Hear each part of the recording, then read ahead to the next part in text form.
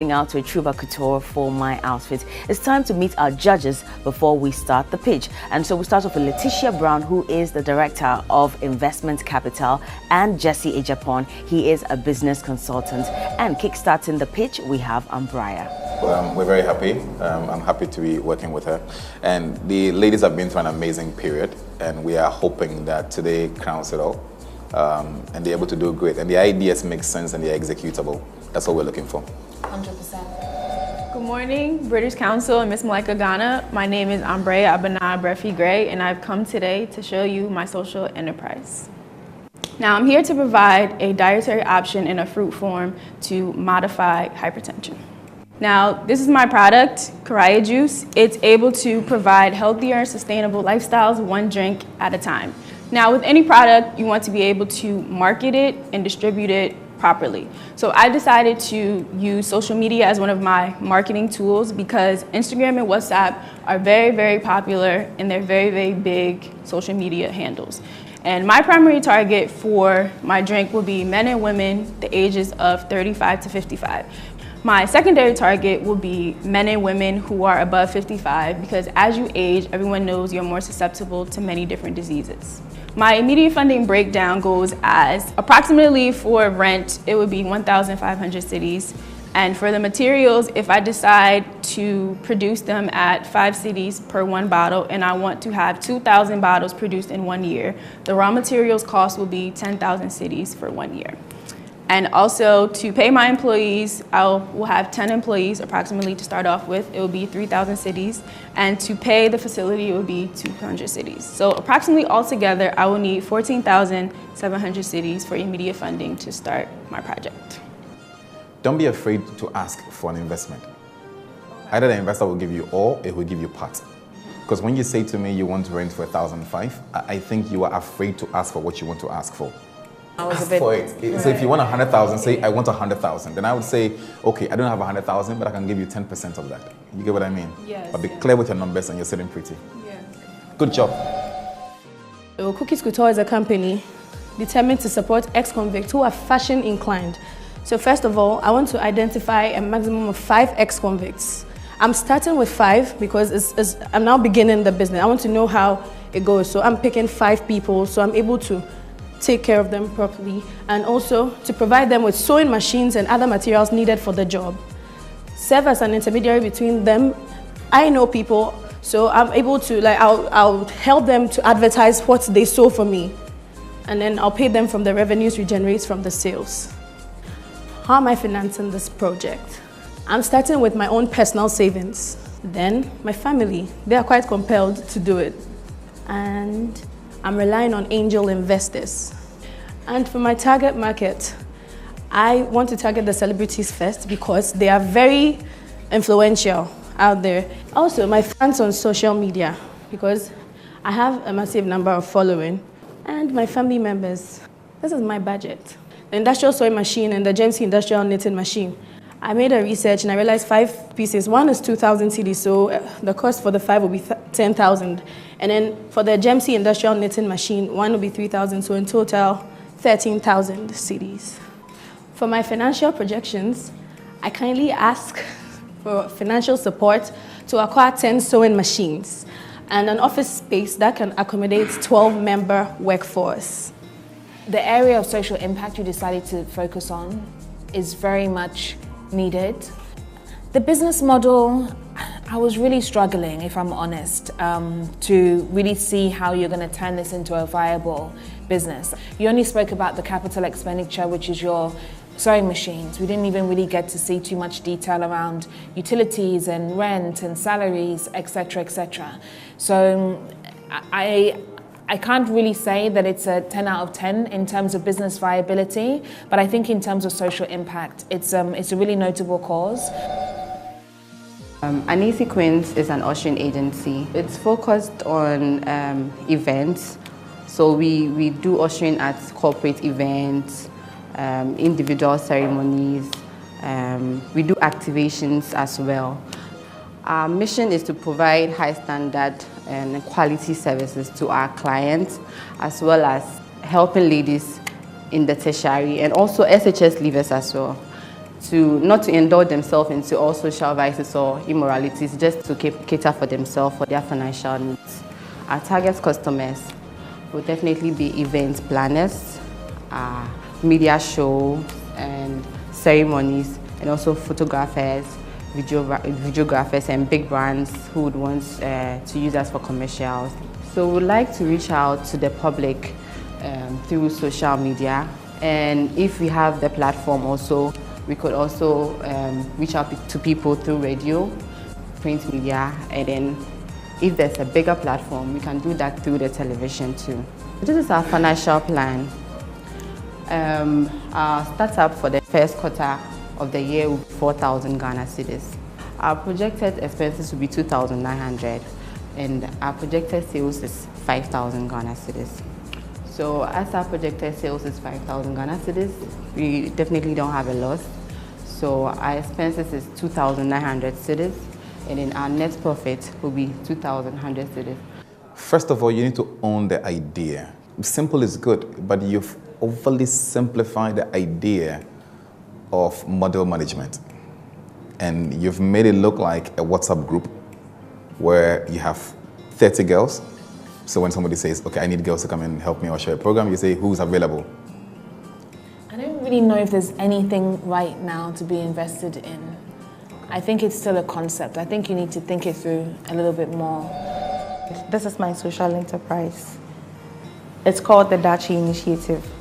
Our mission is to create avenue for technical vocational education and provide the right foundation for our students by linking them to prospective clients and customers, and award seed funding for startups in any form, money or tools needed for operation, as well as provide business management skills and training. Our target market is the senior high school, needy middle class senior high school students, then who are passionate about acquiring vocational skills or technical skills. We want to reach them by, we go to schools and talk to them. We go to religious leaders, community leaders, that's the chiefs. We educate the public about the need for technical education, and then we advertise on social media as well. The courses we are looking at teaching is makeup, event planning, makeup and beauty, event planning, graphic designing, shoemaking, and digital marketing. This is our funding need. We would need a location or a steady space, renting a place to carry out teaching and learning activities.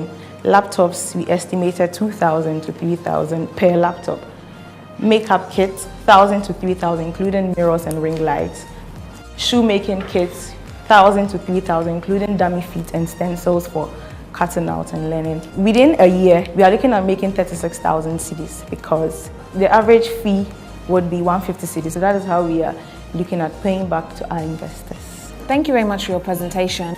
I like the idea of trying to support people who may not be, academically inclined, to try and find a path in life. The value proposition to me definitely wasn't clear, and I'm still not really too sure how, with the budget that you proposed here, how you're going to be able to execute this level of training that's required. But I think that there's something that you can develop and work on if you really put your mind to it. My name is Evelyn, and my project is called Do It Right. It's going to be tackling the sanitation problem, open defecation. About 80 people do not have access to toilets in their homes, and without access to these facilities, they end up in open defecation.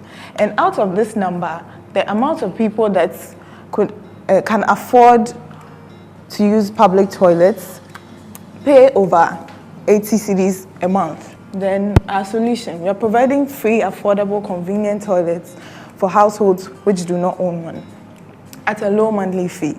So this is our product, is the mobile urine diversion toilets. It's durable, easy to use, and easy to clean. It's odorless because there are chemicals in the tank that seal the odor. The toilets will be installed for you. It does not require water, electricity, or digging. And there will be regular waste collection service. So our services start from 40 cedis for a household of 6 people. We are going to target a specific community that engages in open defecation. We will go to the homes personally and explain our service and the product to them. The way we will generate revenue from our business is service fees. We would charge 40 cedis for a household of 6 people. And we'll also rely on donor fundings, and the biogas companies will sell the waste too. We will need the porta potties, tricycle, transportation to bring the products from Kumasi to Accra, rent to keep the products and to operate from. So in total, we need about 6,800 cedis. I like the idea. I grew up in Bubuashe, so I know how it feels like to queue. I didn't used to queue when I was a kid because the kids always had the first room because the adults didn't want there, so you don't have to queue. You get what I mean? Good. The name of my enterprise is Rising Hope Rehabilitation Service, and our motto is therapeutic healing at your doorstep. Basically, Rising Hope Rehabilitation Service is a primary care rehabilitation service that seeks to improve and restore the physical functions of persons with disability, and also support the aged in activities of daily living, and educate and help clients achieve maximum independence. I've realized that according to statistics, there are about 5 million Ghanaians living with disabilities in Ghana, and about 6% of our population are aged. A lot of families are also ignorant about the benefits of physiotherapy, and because of stigmatization, they lock up or they put their patients or their families in the homes, they lock them up, and they don't know the benefits of physiotherapy. And this is causing a high rate in disability in our country. So the solution is we want to provide personnel equipped with caregiving services to these people in their homes. Our services we would offer our clients include physical therapy, and under physical therapy we have manual therapies, exercise program, and electrotherapy techniques. Specific communication skills, Braille, sign language, rehabilitation counseling. So our services will be offered on a calling basis, and clients will pay after every service, or they can pay on a monthly basis. Our financial projections, so in the first year, we're hoping to improve on an amount of the number of people that would call in for our service. And then in the second year, we'll improve, of course. And then in the third year, we were hoping to get a lot of people who would call in for our service. With our expectations for growth, we hope that in 3 years, a rehab facility would be established and would be fully equipped with physiotherapy equipment, gym machines to help aid the exercises, and then with various departments to aid clients in achieving their aim. I think that you need to look at your pricing structure, as Jessie said, but apart from that, I think it was a well thought out presentation. I think there's definitely a need for the service, so I wish you the best of luck. Interesting pitches from our delegates. I'm looking forward to finding out which of them would be winning the social enterprise task, and I hope that even if they don't win, they would still be able to implement some of these ideas because I think they're so intelligent. This is Miss Malaika Ghana 2018, and of course, this is what you get. When we get back, the pitches continue.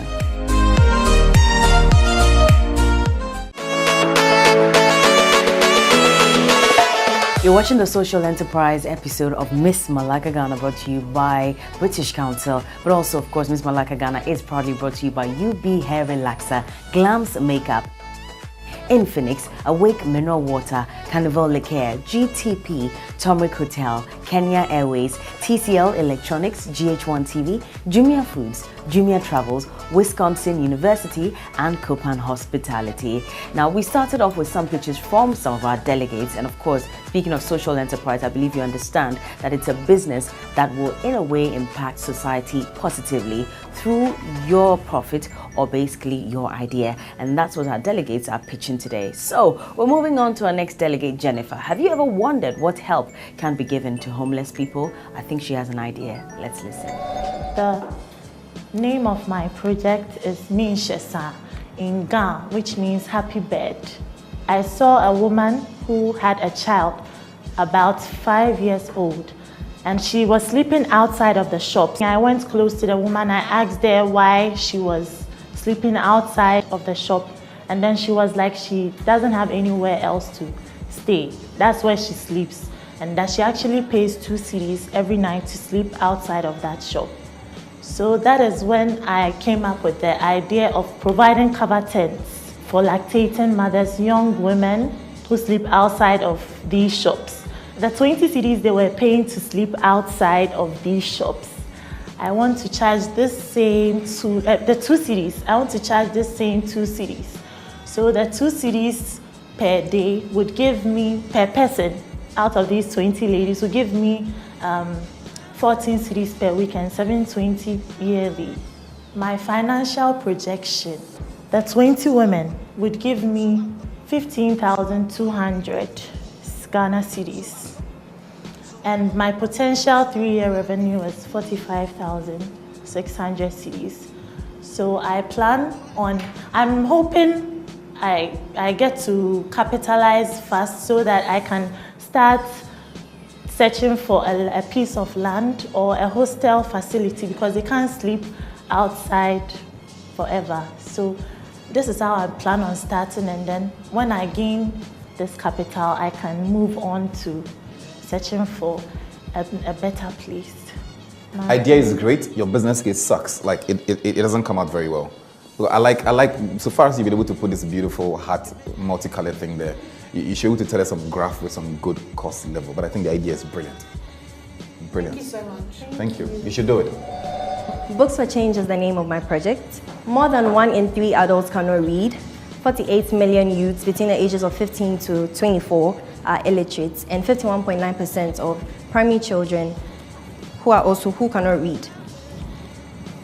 Then my big idea. So I thought of this idea to be able to solve my not so fat idea, and I came up with the Books for Change, which is to encourage reading habits and channel our proceeds to reduce the illiteracy rates we have in Ghana. And I adopted the sustainable goal of the UN, which is goal 4, quality education.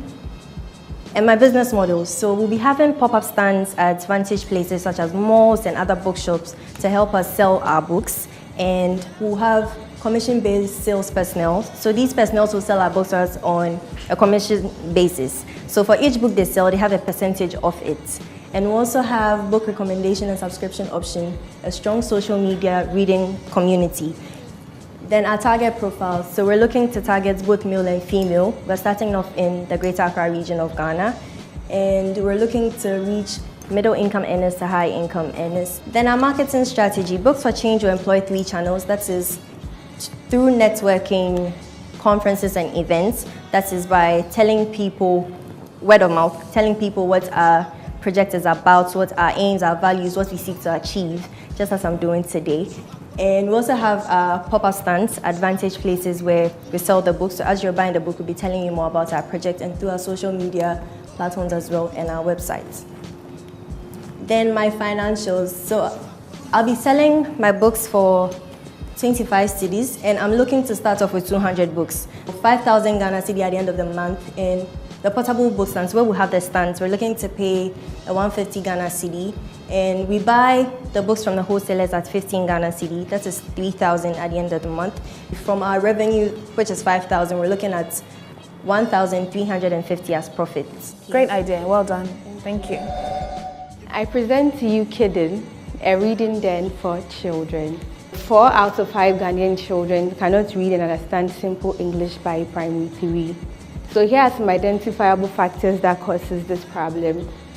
On the side of the pupils, they have poor access to reading materials, lack of local contents, which makes most of the books they read not relatable to them, and then the high cost of foreign children's book. Kiddin is here to provide e-readers that would offer thousands of children's books and stories at a subscription. So here, the e-reader will be made free to all subscribers, and then we'll give them the opportunity to download the stories for free. And then they can have offline reading of stories since not everyone can access internet in their various homes. So over here, if according to the statistics, 2.8 million children need access to reading materials, if we do an estimate of $24 per pupil in a year, we'll make about $67 million. So our competitive advantage, we are going to have flexible payment terms. Here we partner with schools so that they can add our subscription fees to their school fees to make it easier for the parents to pay for the service. And then we're also going to partner with education support organizations who would help us access these schools that we are looking at. Now here, we are going to charge 10 Ghana cedis per user every month. So by the end of 10 months, we should be able to raise money to settle the cost of the e-readers. I'll be targeting 10 schools for starters, and each school I should be able to come up with 55 students who would subscribe to Kiddin. So in year one, we would have about 550 subscribers. And if you multiply it by the 10 cedis monthly and by 12, we are going to get about 66,000 Ghana cedis at the end of year one. Great presentation. I'm assuming that if you're looking at like middle class to high income earners, then the children probably have, as Jessie was quite surprised at the number of, the level of illiteracy, probably already have some support in terms of learning how to read and write before they even get to that school age. So in my mind, there could just be a bit of a mismatch in terms of product market fit. This is Ruth. The name of my social enterprise is a launchpad for transforming prison women into change maker. Prison life as a place of punishment instead of a place of rehabilitation. These days, Africa, like during my research, I found out that our prisons don't really have enough facilities to take care of women. The outcome of my enterprise project will be improve confidence amongst participants to enable them become agents of change when they get out of prison, empowered women and girls for shared prosperity, prepared women to integrate fully when they come in, get back to society. So I plan to set up accounts for them so that whatever they make, they will have a percentage, and then when they come out, they have something to fall back on. This is what they will be making, the African dresses from waste fabrics and other sources. Shoemaking, we'll be making shoes from African leather, African attire, ashoke, and my recycled products. I'll be using sachet, water rubbers, plastic bottles, coconut husk to make carpets. These are my projections. For my first year, it will be 25,000 Ghana cedis, and by 2019, I should be having 30,000 Ghana cedis from my products, sales of my products, the Ruth products. I wish I had seen this earlier, because there's a lot you put in there. You want to empower prison women, and you want to link the prison women to mentors outside. And through that mentorship, we'll be able to pick recycle materials, recycle them, and transform them into something people can wear on a runway. We do that, we can empower the women, and we can also help our communities. Simple as that. You get what I mean? So it's a storytelling. It's there, but the story didn't come out very well. But I think there's something there. So I came up with Zhub. Zhub is basically a grooming hub which grooms ladies when it comes to vocational skills. The impact of Zhub on the society will be that it would reduce or decline the rate of teenage pregnancy in Cape Coast. Because as statistics stand, Central Region is the second region which has the largest number of teenage pregnancy cases. Okay, so these are the strategies I intend to use. The first one is an outreach program where we would meet the chiefs and opinion leaders. And then the second one is through the local radio, would try to get the platform to, and then the churches and mosques, as well as would look for ambassadors. My financial plan, I would need 4,500 Ghana cedis to start up my business. This is the breakdown for the venue, raw materials that would be needed, the transport allowance, marketing, miscellaneous. And so these are the future projections.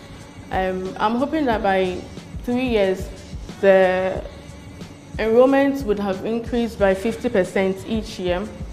And then also that Zhub will cover about 75% of districts within the Central Region. And after 3 years, Zhub would be expected to be established in 3 regions at least. And then also that the Zhub product will be a come-to place when people are in need of beads and makeup artistry and all that. Rosetta, it really doesn't seem like you have any interest in what you're presenting to us whatsoever. I didn't feel like there was any depth to anything that you were really saying. But that being said, I think it is a worthy cause. I think that yes, they need to be provided with opportunities to empower them, not just in terms of being able to make money, but also their confidence and how to take care of their children, etc., etc. So there's a whole area in which you can play, but you need to decide as to whether this is really for you. Good afternoon, my name is Nana Majikum, and my social enterprise idea, the name for it is breast care. Breast cancer over the years has assumed a high death rate. So my pain point is to help improve access to breast care, helping people to schedule a mammogram and reducing the shame surrounding breast health and encouraging people to have early detection. So the main cause of the problem is, over the past year, 60 to 70% of women are seen to attend to the hospital at the very late stages of the cancer, where it's actually spread to all parts of the body. So my solution is to improve upon the existing structures that all breast cancer advocacy groups have in place. And by creating an online application, that will help improve breast care privately and take care of the blockage and the awkward feeling of walking into the hospital and having everyone know of your issue.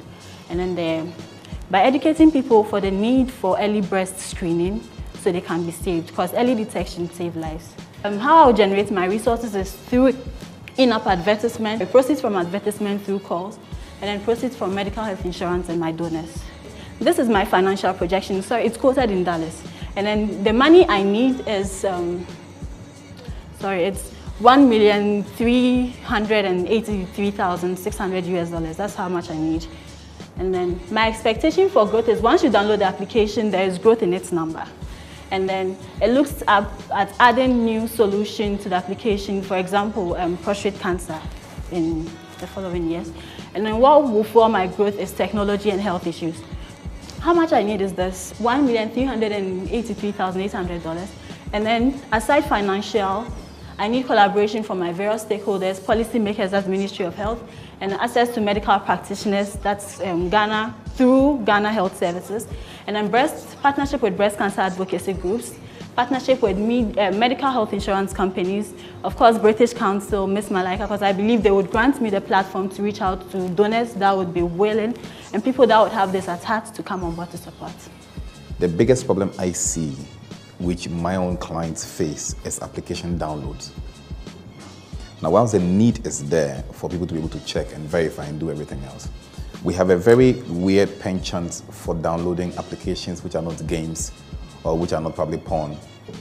There's a big problem in driving download. So that's one of the things you need to demonstrate a lot. You might not be able to answer that now, but it's a big area of concern. It's a numbers game. Because if you say you're looking at 50,000 clients, for them to pay $3 of a sort, you must have the critical mass. So I would have loved to see that in your presentation, that this is how we would achieve that. That's not coming out very clear for me. And so that's probably one of the biggest concerns that I would have. My name is Samira Rufai, and the name of my project is Suhini. Now what we intend to do is I intend to create a vocational training enterprise where people from all walks of life, whether females or males, can sew things together. Like they can make handmade products. They'll use smoke to mix it with the current trends. My mission is to eradicate unemployment among the youth in Yingari, which is the rural area I'm working on. So Ghanaians are required to put on Ghanaian outfits, like I said earlier. So I'm targeting those working class from 18 to 45 years of age who love fashion. And 75% of Ghana's labor force is employed. That's like 12 million. So I intend to capitalize on, I intend to get at least 10% of that population in 5 years, which is 1,002,000 people. And then the business model. We intend to use designers and seamstresses. The Northern Development Authority has the heart of the North at heart, so they would also help us. The British Council, and then the smoke makers. Our financial, we are looking at 10,000 Ghana cedis, and these are how we've segmented them. And then hopefully by the number of items produced in a year, we are looking at creating at least 3 products. The average product will be 100 cedis. So if we are at least creating 3 products per day, in a year we'll have 7,200. And the number of estimated sales will be roughly 3,600. So possible market share will be 60,000. I think there's two things here, right? I think the one, we're trying to provide people with skills. And then two, you're trying to develop a product range. I think it's very difficult to do the two things at the same time because you're looking at relatively unskilled personnel that you're expecting to deliver products consistently, yeah, that you can then resell whilst you're trying to build a brand. So the likelihood that you're going to be able to produce these numbers on a consistent basis is already challenged because these are inexperienced people. But I think that trying to do the two things at the same time is very difficult. I know even established designers struggle with their workforce in terms of consistency. So let alone you trying to tackle the two things at the same time. That would be my little piece of advice to you. How do you think it went? I think there's some that I could deal with and there are some that I can't. I still can't figure out what they were doing here. Because I feel that after 1 month, yeah, a month after. Yeah, pretty much actually. And having access to mentors and resource personnel, some could have done better. Yeah. I think that if we were to go and give them a score out of 10 as the whole batch, I'm around an 8. I don't think it was, because I think there were some that were really, really good and then others that were really bad. So they didn't kind of bring the score too far down. So you're on an 8? Maybe a 7. Maybe a 6.9. 6.5? 9 is fine. I'd go for 6.5. Okay, 6.5 it is. Well, I'm not surprised that our judges least expected this. Sometimes it happens when you have a bevy of beauties, and usually people would say that they don't expect too much intelligence from them. But here at Miss Malaika Ghana, we give you a double dose of everything. And I hope that you sitting at home watching us has been impressed as well. Who do you think is winning the social enterprise pitch? Well, this is Miss Malaika Ghana. We're moving on to the next aspect of today's episode. Like I said, the grand finale is happening on the 3rd of November at the National Theatre. Who is going to be crowned Miss Malaika Ghana? We have too many delegates, unfortunately, in the competition, and we have only 10 spots to fill. And so, checking my watch, it is time for eviction. I know you hate this part, but it has to happen. It's all part of the process. Let's go into the studios and do that now. Come with me.